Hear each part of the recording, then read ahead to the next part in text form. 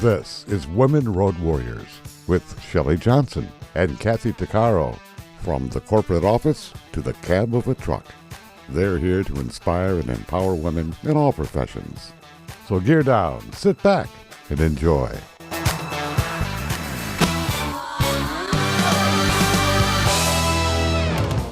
Welcome. We're an award-winning show dedicated to empowering women in every profession through inspiring stories and expert insights. No topic is off limits on our show. We power women on the road to success with expert and celebrity interviews and information you need. I'm Shelley. And I'm Kathy. Anger's something we've all felt. But did you know that there's no such thing as an angry person? It's the way we deal with anger. You need to have a healthy relationship with anger and channel it in a healthy way. Bronwyn Schweigerdt is the host of the Angry at the Right Things podcast. She's a psychotherapist, marriage and family counselor, and anger expert. She helps people externalize and work through feelings like anger and hatred. Her evocative therapies helped many people break free of depression, anxiety, and even psychosis by helping them heal their relationship with anger. She's with us today to talk about anger and what we can do with it. Welcome, Bronwyn. Thank you for being on the show. Thank you. Thank you for having me. This is so important. Anger is something we hear so much about, and it really seems like everybody's got a lot of pent-up anger today, especially in recent years. Before we talk about all of that, I thought maybe you could give our listeners a bit of a background of who you are and how you got into this really important area. Yeah, I didn't go looking for it. I'm happy to share my story. It's pretty interesting, actually. So this is my second career becoming a licensed therapist. And again, I did not go looking to change careers. I have my first career was in nutrition, and I had a bachelor's and a master's degree in that. But I myself fell into a very, very severe depressive episode, and I thought I was going crazy, and I had actually symptoms that I still have not heard anyone else have yet. I'm sure someday I'll meet someone else who's had these, but I was involuntarily vomiting at random times because of my depression. That's how severe it was. And I'd be driving in my car, driving down the freeway actually, and just vomit. There was nothing I could do, to stop it, or I couldn't pull over. That would happen when I was walking down the street, and it was absolutely humiliating. And I thought I was losing my mind. So everyone who knew me said, you know what, you need to go to a therapist. And I did. I went to multiple. And each time I would find myself sitting there thinking to myself, I am hardly functioning right now, but I'm pretty sure I would still make a better therapist to me than this person in front of me. So part of my healing journey for that depressive episode, that wasn't the last, unfortunately, or fortunately, but was going back to school and getting another master's, this time in counseling psychology, and then working toward my licensure.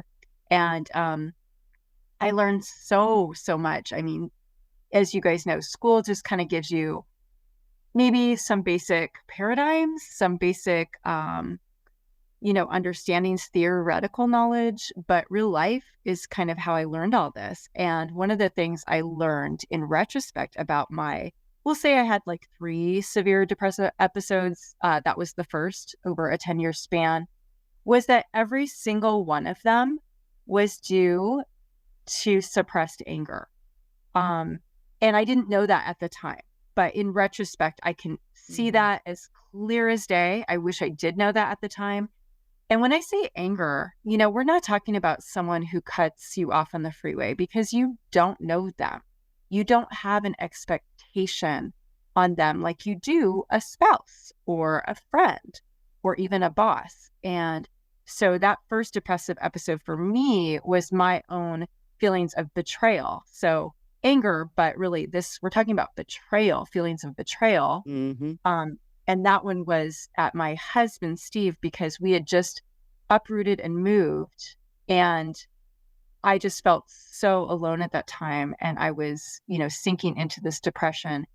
And he did not know what to do with me. And I just felt very betrayed by him emotionally, because he would just kind of look at me like, what's going on? Like, get it together, and then go to a therapist. And I'm like, no, you look at me, you listen to me, you ask me, you show me concern. And so it felt like a betrayal. And I didn't have the paradigm, the framework to understand that at the time. But I do, in retrospect, see that I felt betrayed by him even more than the move itself. And that was my first major depressive episode. So Freud, famously said that depression is anger turned inward. And he couldn't have been more right, more accurate. And the truth is, as a therapist, I can tell you that not just depression, but anxiety and mania and panic, and even, like I said, psychosis is all suppressed anger, I believe. Anger, we can't see it. It's invisible, but it's as real as this laptop that I'm speaking to you guys on. It is maybe more real than the laptop, actually. And it doesn't just evaporate. It hangs out. It stores in our bodies, and it doesn't dissipate until Ferments. it ferments. Yeah, it putrefies maybe. Yeah, that's a good word, putrefy. Yeah. Yeah, and so it doesn't go away on its own. Just because we don't see it doesn't mean it doesn't go away. It deeply affects our mental health. It absolutely affects our physical health. And we can go into that more in detail. But my job, and the reason why I have this podcast, really is to help people who will never be my direct clients to kind of get these principles out there, is to help people connect to their anger. Anger is not evil. It's not bad. It's not becoming a monster to say, I'm angry. We've seen that model for us, certainly, that people are explosive, and maybe that's all we see when we think of anger, but that's not at all the reality. The reality is anger is like a light on the dashboard of our emotional car saying, hey, something's off. You need to check under the engine and bring about a resolution to this problem. And this is a warning. And so we connect with our anger. And once we start to see it not as bothersome, because hopefully the dashboard of our car, we don't see as bothersome, that it's telling us like that something's wrong. Hopefully we don't go, oh, that's so annoying, I'm just going to turn it off and ignore it.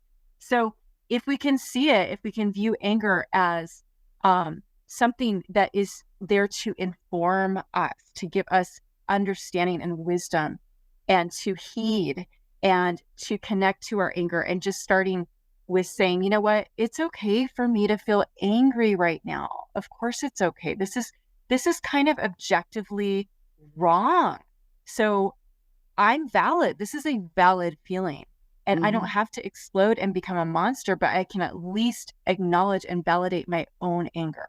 I think it's a matter of unpacking all of that. I know that in my own life, there have been times when that dashboard you're talking about, boy, that's lit up. It's like, whoa, Yeah. And you're talking about suppressed anger and the invalidation and betrayal. Would you say that the kind of anger that really lingers are the ones that have really hurt us, where it's been somebody we've loved, or some sort of betrayal that has really caused a lot of that? Yes, that's absolutely true, because, the people who betray us, the people we have the most expectations of, only they can hurt us and therefore make us feel that kind of pain. And anger is a secondary emotion. So underneath the anger is always a feeling of rejection, pretty much. So if we can see that and go, you know what, it's okay to feel angry because I am feeling rejected. And that's okay to feel, whether it's valid in this situation or not. I need to at least know that I'm feeling that and be aware of that. And, our feelings tell us what we need.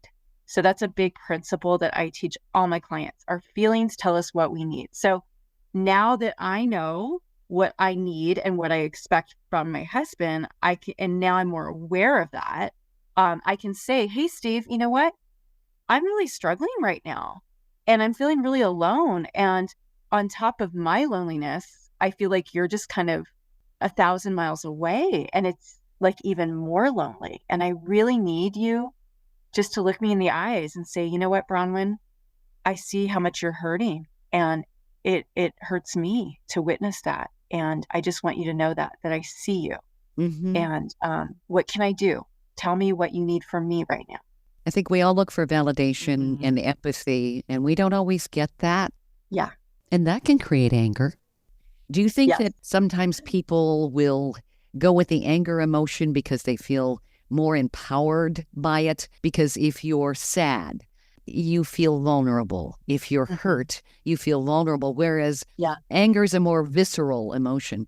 Yes. So anger is not as vulnerable. Exactly. That's exactly right. So it is a secondary emotion. So underneath the anger is always pain. It's usually from feeling rejected. We could say excluded. We could say abandoned. We could use a lot of terms here, but it's pretty much all one and the same. So, and that's hard to communicate. It's hard to say to someone, hey, you know, I just learned that you did this big thing and you didn't invite me and I'm feeling really excluded and rejected. So it's much easier just to get angry because it's safer. It's Yeah. less Mhm. vulnerable. Yep. Mhm. You know, I grew up in extreme family violence, Mhm. and I began running away when I was like 6, 7. I'd be hiding in the doghouse. I'd be literally running away from home, and because of the violence and the anger that my stepfather portrayed, came out physically, and the screaming and the throwing things and ripping Yeah. out everything in the fridge and whatever, right? Wow. And so growing up, and then that just kind of, I repressed everything. And going through a lot of, sexual abuse trauma and a lot of violence and rapes and all these things, I never knew that I was angry until I finally crashed and burned at the age of 40. I had a 13-year nursing career. And I mean, everything's good. And Kathy's kind and nice and gentle and, fun and loving. And then when I crashed and burned and I went to treatment for a year, they had anger management classes, and I said, oh, I don't need that. And because I thought I associated anger with direct violence. I had Right. no clue that I was angry. Well, number one, having repressed everything my entire life, I Yeah. couldn't tell you what my emotions were. I couldn't name them. If you were to ask me how Yeah. I'm feeling, I'm like, I don't know, I'm okay. I couldn't put Sure. a name to anything. So Yes. just because I responded that, my therapist said, just because you said that, you need anger management. And Mm. I was shocked. Once I started attending these weekly classes, I was really stunned at the level of deep repressed, rooted anger that I had. And the hardest part about all that was Mm. allowing myself to be angry, if that makes sense. Yes. That just to be angry at everything that ever happened to me, but not in a violent way, but just understanding what that term Yeah. meant. And Mhm. it Yeah. really was, it was like a key that unlocked something in my Yeah. brain that it was like, oh my God, this is like amazing. And it's okay to be angry, you know? Yeah. Right. Mhm. Kathy, would you say did it unlock like you kind of coming back to life or feeling like you were Yeah, alive? Uh-huh. absolutely. Yes. Absolutely. Right. And just allowing myself to feel all these random emotions. And I'm really grateful because I lived it was a live-in treatment center for a year only for women. And it was Monday to Friday treatment. And we had all different kinds of, classes on boundaries, codependency, self-esteem, sexual Yeah. assault, and anger management. Yeah. And I was in a safe space to be Mm. able to let myself unleash everything because we had our weekly counseling, we had Bible study, it was a safe environment. Yeah. And so writing those letters that I had to write that allowed me to really express it was Yeah. a very critical part in my recovery and my understanding who I was at the age of 40 and how I became this way. And then the biggest part was unlearning it all. Yeah. And I say unlearning because it was brainwash. And I'm like, wait a minute, right? And then That relearning. It, Mm. it was it was the best thing I yes. could have ever done for myself, honestly. Yeah. So Well, I hear yeah. that. And your case is extreme, but you also unfortunately are emblematic of so many of us and at at some level that we can relate to because when a child feels her anger but she's not safe to communicate it or show it because she will be abandoned by the attachment figure or rejected by the attachment figure or even emotionally or of course physically hurt by the attachment figure. Right. It just goes Yeah. inside and it stagnates, like you were saying, it marinates, it putrefies and it just hurts the child. And then, it's very much anger turn inward. And Well, it affects the Yeah. development, right? Yep. Because I grew up Yeah. walking on eggshells, or afraid to Yeah. do anything, right? Yeah. And so then it molded me into this person that I didn't really know. I didn't really develop till I hit treatment. I'm thinking, Yeah. you know. Yeah. Well, Yeah. so I imagine that what you went through that year at 40, in a way, is what we call differentiation, where, ideally, and this doesn't happen very often, unfortunately, but ideally differentiation process takes place in, ages 10 to, 18, 19, when that child is like prepubescent, puberty, where they actively have to differentiate themselves from their parents. And that isn't fun for the parent. Like, the parent has to take the hit. If the parent's healthy enough, the parent can take the hit, but most parents aren't healthy enough to have the child roll their eyes and go, that's not how Johnny's mother treats Johnny. And all those things that like aren't fun, but they're necessary, because what the child is doing is rejecting the parent, and he needs to, and she needs to. And by doing that, by rejecting everything of the parent, eventually hopefully around age 20, she's able to come back and go, I'm not you, I'm me, but you're not all that bad. And I am going to, continue the faith that you taught me growing up, or I'm going to continue to do this or this that you did teach me, but I'm not going to do these other things. And so that's like when that child is what we call integrated. But for most people of any age have never really differentiated from their parents. And Kathy, for you couldn't differentiate, because differentiation means you're getting angry and you're saying, no, this isn't me, that's you. And you're able to distinguish you from the parents. And so many of us have never been able to do that and have those boundaries, and even emotional boundaries that say, this is where I begin and end. I am not responsible for your feelings. I'm responsible for my feelings. And so that is really integral. And Kathy, it sounds like you finally did that at that program, because it all takes connecting to our anger. That's what those things all have in common, is connecting with our anger, because our anger teaches us intuitively what is wrong. It says, you know what, that wasn't okay. And you know what, I'm not going to allow myself to go through that ever again. I'm going to have these things called boundaries, and I'm going to be assertive, and I'm going to say, no, that's not okay. And I'm going to... No is the best word I ever learned. Oh, yeah. Yeah, Yep. exactly. No is a full sentence. Yeah. No is a complete sentence. That's right. Yes. Stay tuned for more of Women Road Warriors coming up. Dean Michael, the tax doctor here. I have one question for you. Do you want to stop worrying about the IRS? If the answer is yes, then look no further. I've been around for years. I've helped countless people across the country, and my success rate speaks for itself. So now you know where to find good, honest help with your tax problems. What are you waiting for? If you owe more than $10,000 to the IRS or haven't filed in years, call me now at 888-557-4020 or go to mytaxhelpmd.com for a free consultation and get your life back. Industry movement Trucking Moves America Forward is telling the story of the industry. Our safety champions, the women of trucking, independent contractors, the next generation of truckers, and more. Help us promote the best of our industry. Share your story and what you love about trucking. Share images of a moment you're proud of. And join us on social media. Learn more at truckingmovesamerica.com.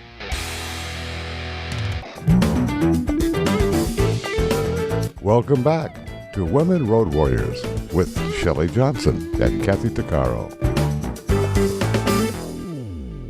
If you're enjoying this informative episode of Women Road Warriors, I wanted to mention Kathy and I explore all kinds of topics that will power you on the road to success.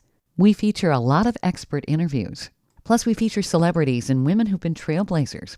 Please check out our podcast at womenroadwarriors.com and click on our episodes page. We're also available wherever you listen to podcasts, on all the major podcast channels like Spotify, Apple, YouTube, Amazon Music, Audible, you name it. Check us out and bookmark our podcast. Also, don't forget to follow us on social media. We're on Twitter, Facebook, Instagram, Pinterest, LinkedIn, YouTube, and other sites. And tell others about us. We want to help as many women as possible. As Freud said, depression is anger turned inward. Anxiety, mania, and panic are all suppressed anger, according to Bronwyn Schweigerdt, a psychotherapist and host of the podcast, Angry at the Right Things. Anger stores in our bodies and doesn't go away on its own. It impacts everything until we deal with it. We need to connect with our anger. Underneath anger is always pain, and it's usually from feeling rejected or abandoned. It can come from deep betrayal. It's a secondary emotion. As Bronwyn says, anger is a light on the dashboard of our emotional car that's a warning. Once we start to see it and deal with it and view anger as something that's there to inform and give us understanding and wisdom and say it's okay to feel angry, we can thrive. Our anger teaches us what's wrong, and our feelings tell us what we need, according to Bronwyn. Bronwyn, does everyone process anger differently? Well, kind of. So I kind of have come to the point where I just see two main types of people, and it's a spectrum for both types. But we either seem to fall into the codependent category, which it sounds like Kathy relates to because she couldn't say no and she was completely detached from her anger. And we could also see detached, we could use the word dissociated from her anger. And then the other side of the spectrum, or the other type I see now, is what we call borderline personality spectrum. And that is a spectrum. I'm not like adhering to the DSM exactly here, and I identify more with the borderline spectrum myself, but borderlines tend to just be angry all the time. It's good that they're connected to their anger. That part's good, but it's all about them ultimately. And it's too much about them. It's very narcissistic. And so we tend to fall on one of those two sides, and neither one's good. And what we need to learn is this healthy middle where our no means no, but we also are empathetic to other people and not just ourselves, right? So where we take both of those things together and we can become a whole and integrated person.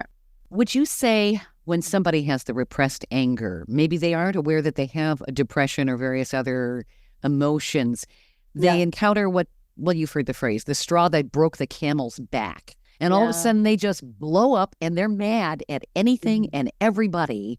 And the reaction is so volatile. People think, what the heck just happened here? Would you say that they have a hard time identifying what's really going on and what they're truly angry with? Yeah, I mean, I would call that a trigger. And, I know in the 12-step community, they use the word trigger to mean something a little different. So as far as a trigger, what I'm talking about is an emotional trigger. So for most people, that is feeling a type of rejection. It could even be what we call perceived rejection. So, for example, if I am really highly rejection sensitive, and this would be someone who falls more into the borderline category, then you even having your own opinion about something feels like a rejection to me. Are you rejecting me? No, you're just different. You're different than me and you are differentiated from me. But that feels very triggering to me because it feels like you're rejecting me, right? So you feel invalidated if somebody disagrees with you or your opinion. Yeah, you feel invalidated and it feels threatening, but really what it is, it's triggering up old, early childhood feelings that we don't have awareness of. Because if I felt so rejected as a very young child growing up, if my mom never listened to me, she never attuned to me, she never validated me, she never made much eye contact with me, then I'm going to be very rejection sensitive. And so you just having, we're both talking about something, but you having your own distinct opinion or ideology from me, that feels rejecting to me. And so that's a trigger, but triggers are out of our awareness. And so it's really imperative that we learn our triggers because we are responsible for our triggers. Other people are not responsible for our triggers. We alone are responsible for our own feelings, and we can't be responsible for them if we're not even aware they're there and what we're feeling at the time. Sure. if you're not recognizing them. Yeah. That's right. So a child, if they had a parent who was extremely controlling, who Yeah. basically suppressed their growth, can they fall into an anger issue? Yeah. So of course. And yeah, so it depends on their learned relationship to anger. So again, they're either going to be angry all the time, or they might just suppress, and they're dissociating from their anger. But yeah, of course they're going to have an anger issue, because humans naturally feel anger when things are not right. We just do. And that is not a bad thing. That's a good thing. We want to heed our anger. We want to get in touch with it and connect it, because it's there to give us wisdom and insight in the moment. So what matters is our relationship to the anger.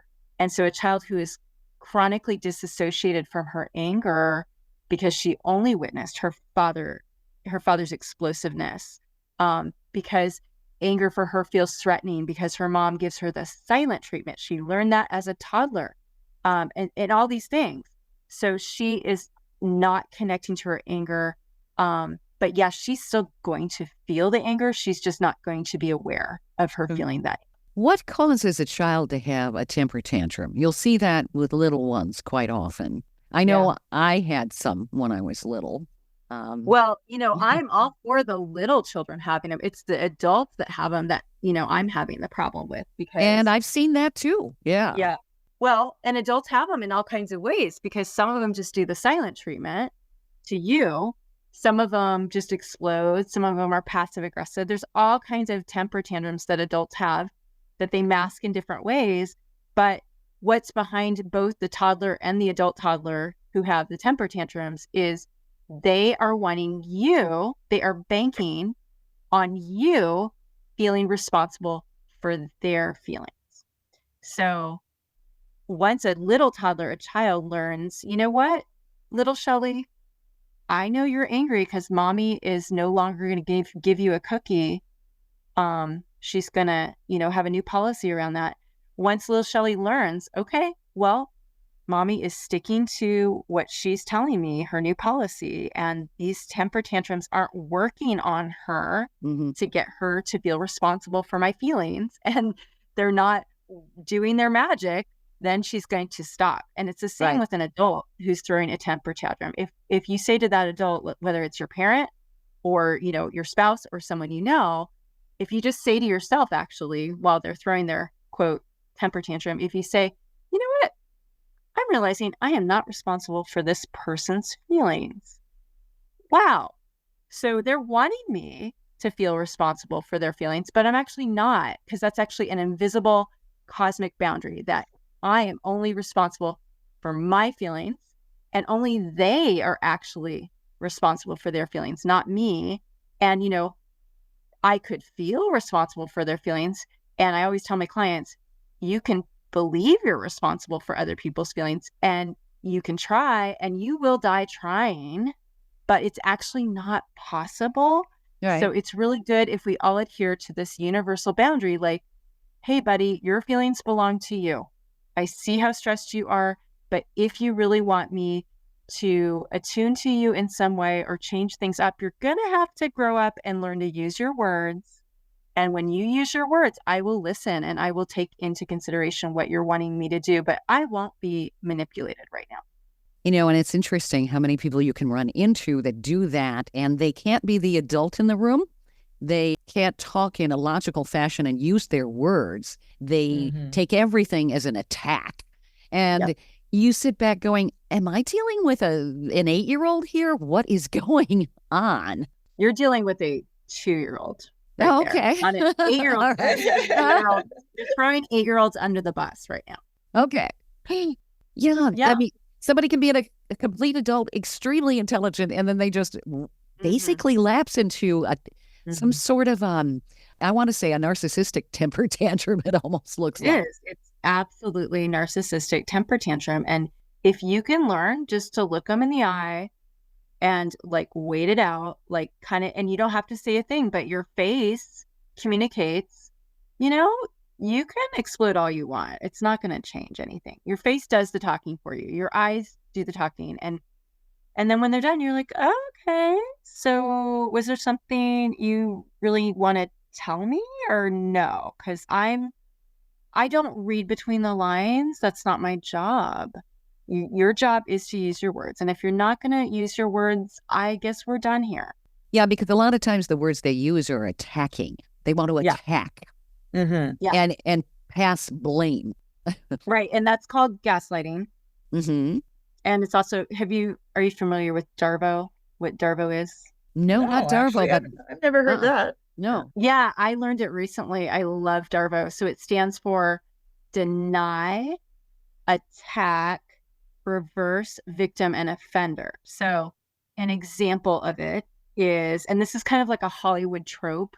So an example that you might see in like a comedy would be like the mother, who says, when her daughter says, Mom, when you did that in front of all those people and you told them what I told you in secret, like it really hurt me. And the mother would go, well, I guess I'm just a horrible mother. Okay. That is an example of Darvo, because what is it doing? She is denying, she's attacking the daughter. She is reversing victim and offender. Now she's the victim. Yep. She's totally derailing the conversation from what the daughter was trying to say. And if it works, if she's successful, now the daughter is consoling her as the victim, like, oh, Mom, that's not true. You're a great mom. Right. And she's succeeded, right? And so that happens all the time. And that's going to happen with an emotional toddler. They're going to Darvo you. And you just have to, like what I've done, with my father, is I just go, you're denying and defending, but you're not addressing what I brought up. So I just kind of narrate what's going on. That's what I recommend for people. Just narrate almost like you're a third party. You're not engaging in this dialogue. You're not trying to win. You're just kind of narrating like you're a third party in the room. Just like, okay, so now there's some denying. I'm hearing some denying and some defending, but there's no listening. Okay. So there's some people who want to play victims. I know Yes. I've heard some of this, and yes, I've said something like, do you want a little cheese with that wine? I mean, I know that's not probably the most productive statement, but it's like, really, come on. Yeah. So the victim, so what's imperative, is you look for patterns in relationships. And, it only takes twice to recognize a pattern. But if you start seeing this pattern of, I really like Susie, but she's always the innocent victim. Like, no matter who she's telling me her encounter was with, like, she's always 100% innocent and they're always the aggressor and they're, she's always the victim. And you start seeing the pattern. You're like, oh, okay, I know who I'm dealing with. And again, this is like, I talk on my podcast. I do several actual episodes on borderline personality disorder, but that is a type of borderline that we could call like the borderline waif, who's always the innocent victim. She has never done anything wrong. She is never going to be self-aware. And she is always looking for just constant empathy and attunement and can't get enough. And you could sit and empathize for her for like an hour and it does nothing for her because she's going to like create some other thing, next time you see her with, or, whatever. You're not helping her and she's draining you. And Oh, yeah. Yeah, that's super negative. It's like sitting in the middle of a thunderstorm, a major Debbie Downer, Yeah. So, once you start identifying these things, these traits, these patterns in people, I can see that from a mile away now. And so if I go to a party and I meet someone who's like just giving me those vibes, those victim vibes, those waif vibes, I'm just like, okay, well, it was really nice to meet you, Janice. Gotta go. I'm out of here. Right. Over there. Yeah. Even if, you're meeting someone where it's just they're talking and they're not asking you a single question about yourself. You're like, yeah, sorry, life's too short. Like, I want a reciprocal interaction here. This is not working for me, Stay tuned for more of Women Road Warriors coming up. Dean Michael, the tax doctor here. I have one question for you. Do you want to stop worrying about the IRS? If the answer is yes, then look no further. I've been around for years. I've helped countless people across the country, and my success rate speaks for itself. So now you know where to find good, honest help with your tax problems. What are you waiting for? If you owe more than $10,000 to the IRS or haven't filed in years, call me now at 888-557-4020 or go to mytaxhelpmd.com for a free consultation and get your life back. Industry movement Trucking Moves America Forward is telling the story of the industry. Our safety champions, the women of trucking, independent contractors, the next generation of truckers, and more. Help us promote the best of our industry. Share your story and what you love about trucking. Share images of a moment you're proud of. And join us on social media. Learn more at truckingmovesamerica.com.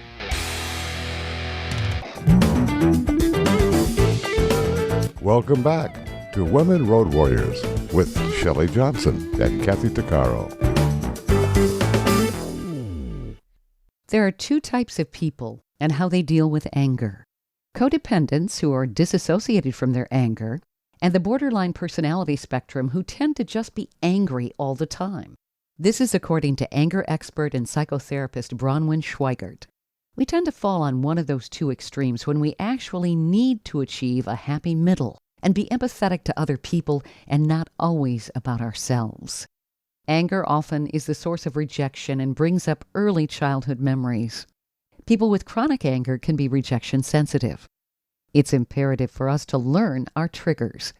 We need to connect with our anger. We're responsible for our own triggers and our own feelings, not other people, according to Bronwyn. Her insights helping listeners comprehend their own anger and how to respond to other people's anger. Bronwyn, I know that you have on your LinkedIn page, there's no such thing as an angry person. Right. Is it because people just kind of hang on to that emotion? They aren't necessarily an angry person. They just don't process it properly. Or maybe they're addicted to the emotion?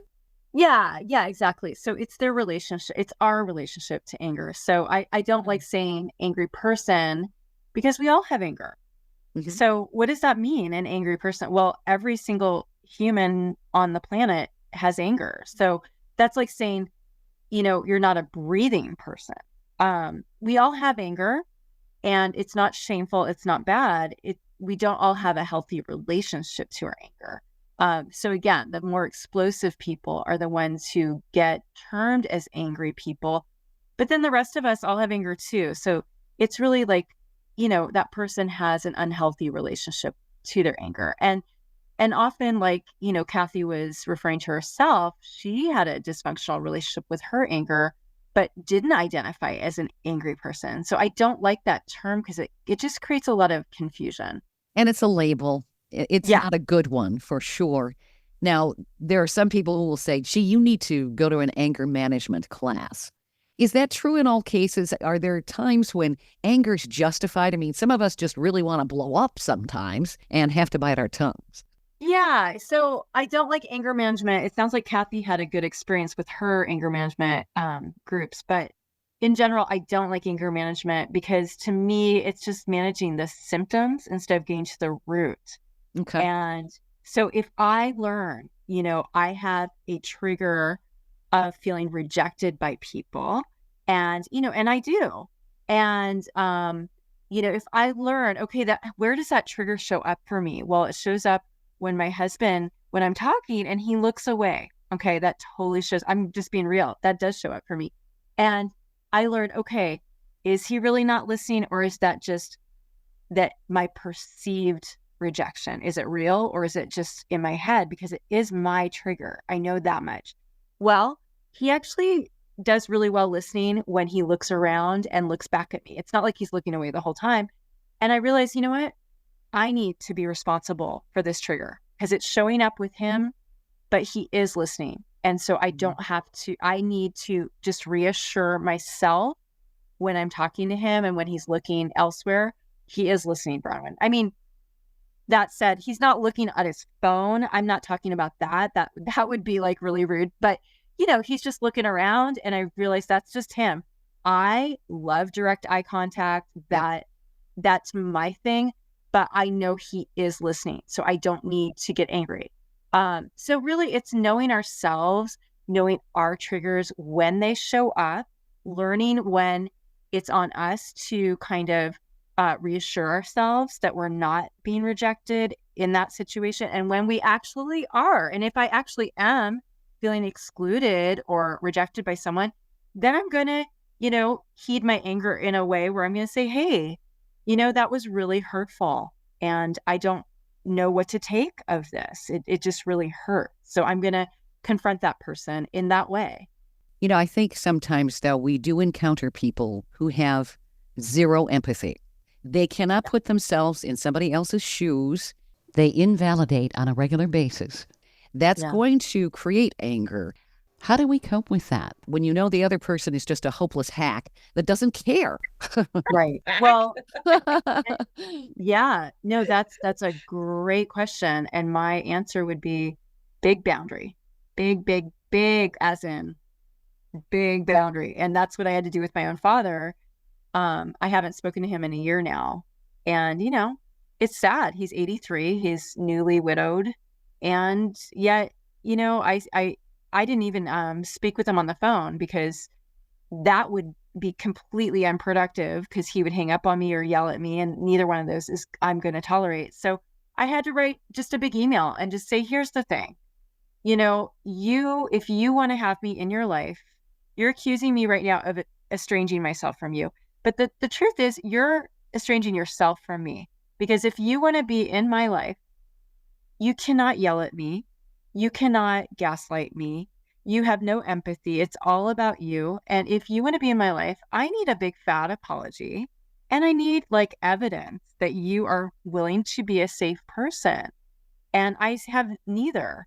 And that's what I need. And, he's just not taking the bait there. So I haven't spoke to him in a year. And I know he misses me. From my husband is still speaking to him and he tears up when he talks about me. It's ironic though. He tears up like I'm dead. I'm like, you could be talking to me, but you would have to apologize and become a safe person. Mm-hmm. So yeah. So that's kind of what you do. You draw a really big boundary, you give an ultimatum, and you just wait and see if that person's willing to become a safe person. And it's okay to do that. Well, you have to take care of yourself, Mm-hmm. And there's some people who don't want to change. They're just too darn stubborn. They'd rather be right in their mind. Yes. You can be right all alone, but you can choose to be right. But you're going to be lonely, at least when it comes to having me in your life. That's for sure. Yeah. What about anger with regards to addiction? In what regard? What do you mean? Do you find in your experience treating or talking with people, do you find that people relate the root cause of their addiction to repressed anger, or Yeah, I mean, I believe that. Okay, so we disassociate from our anger with mental illness. Depression, anxiety are not feelings. They're actually dissociating from our feelings, and they're specifically dissociating from our anger. So that's one way to do it. But alcohol and drugs are another way to dissociate from our anger. There's a lot of ways we can do that. Somatic symptoms as well. A lot of people, my daughter for many years had headaches and stomach aches. So yeah, I absolutely view drugs as a kind of more conscious way to dissociate from our suppressed anger. Absolutely. Makes sense. There's so many things to unpack here, Bronwyn, about anger. I love your insight. Do you work with people remotely? Yeah. Mm-hmm. Where do people reach out to you? Well, I have, of course, my podcast, which is Angry at the Right Things. That's the name of that. And that's really where I recommend people reach out to me. Just listen to the podcast because I go into detail about everything we've said today. I think I have about 16 podcasts, which means the equivalent of 16 hours of all of this. And I have a co-host named Katie. She's my best friend. And she's great because she is not a therapist. And so she's kind of more representative of the listener. And she asks me great questions and we kind of have these great dialogues about all this. So excellent. Where do people find the podcast? It's found wherever you subscribe. So It's just called Angry at the Right Things. Okay. And we feature that on our website as well, on our Power Network page. We're really honored to have that. Such great insight. I really think that this is going to help our women listeners empower themselves. Absolutely. Yeah. Well, even just recognizing it, right? That's a big step. Yeah. It really is. Yeah. It really is. And I mean, Kathy, just to kind of echo what I heard you say earlier, when you connected to your anger, when you knew it was valid, and when you started like speaking and expressing it with people who listened to you, who validated it, they weren't the people who caused it in the first place, because those people would never do that for you. That would be counterproductive to ask them to. And that's true for a lot of us. But when you started doing that in that year of, kind of in-house therapy that you had, you came back to life, or maybe you came to life actually. And so I just want to encourage everyone listening, that is exactly what connecting with our anger does. It makes us come to life, because our relationship to anger is really our relationship with ourselves. And we need to heal our relationship with ourselves. And that is what healing our relationship with anger does. It says, you know what? I matter. I matter. I'm not the only one who matters, but I matter too. And that's really what it does. It really, I see it with my clients. They start coming back to life. And as a therapist, I could tell my clients, like, you need to have boundaries with your husband. You need to have boundaries with your kids. And that won't last more than a few weeks if I tell them. But when they start connecting to their anger and connecting to themselves, then they just naturally start having boundaries with people around them. And so that's sustainable, and it comes from within, and it's imperative, and it just feels really good to be alive. So I just want to encourage all of the listeners. Bronwyn, you have terrific insight here. So the best place is for people to check out Angry at the Right Things podcast. And you have contact information there? Yeah, well, that would be on my Facebook page, actually. So I have a Facebook page, Angry at the Right Things. Yeah. Okay. And where else can people find you? Because I definitely want them to be able to reach out to you. Yeah, I would just go with the Facebook page right now. Yeah, I'm not super big into publicity, but those are my two places. That sounds great. This has been terrific.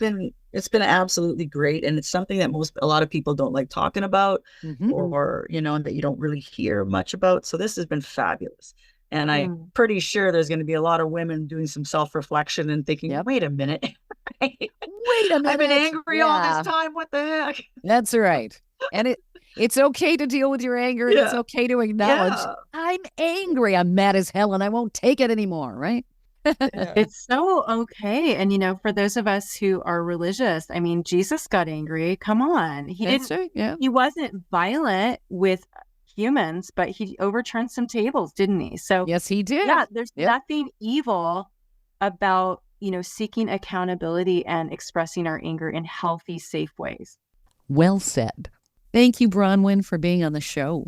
You are welcome. Thank you, ladies, for having me. I really appreciate it. We hope you've enjoyed this latest episode. And if you want to hear more episodes of Women Road Warriors or learn more about our show, be sure to check out womenroadwarriors.com. And please follow us on social media. And don't forget to subscribe to our podcast. On our website, we also have a selection of podcasts just for women. There are a series of podcasts from different podcasters. So if you're in the mood for women's podcasts, just click the Power Network tab on womenroadwarriors.com. You'll have a variety of shows to listen to anytime you want to. Podcasts made for women. Women Road Warriors is on all the major podcast channels like Apple, Spotify, Amazon, Audible, YouTube, and others. So check us out, and please follow us wherever you listen to podcasts. Thanks for listening. You've been listening to Women Road Warriors with Shelley Johnson and Kathy Tuccaro. If you want to be a guest on the show or have a topic or feedback, email us at sjohnson@womenroadwarriors.com.